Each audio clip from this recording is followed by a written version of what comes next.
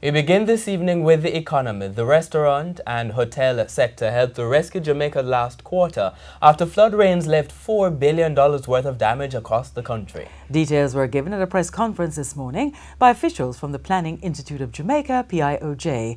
TVJ's Andrea Chisholm explains. Preliminary cost of damage and loss related to the March to June rainfall events was estimated at $4 billion, or 0.2% of 2016 GDP. Director General of the PIOJ, Dr. Wayne Henry, giving an update on Wednesday. Over 80% of the $4 billion loss was for damage to public infrastructure.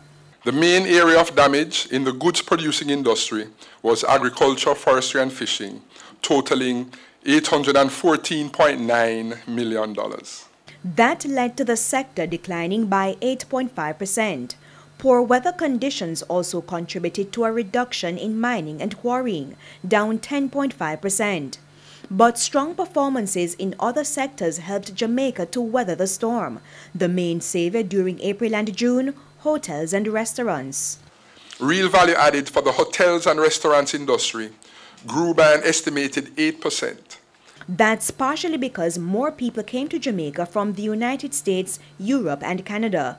Manufacturing and construction also played a pivotal role, manufacturing growing by 2.4% and construction by 1.5%. Associated with renovation, expansion and construction of hotels, increased residential construction activities, and the construction of new commercial buildings.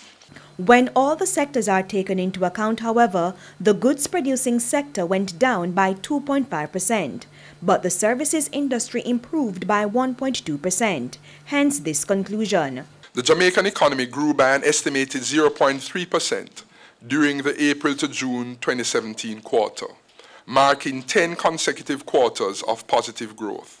Positive growth is also expected during the July to September quarter, between 1 and 2%. Andrea Chisholm, TVJ News.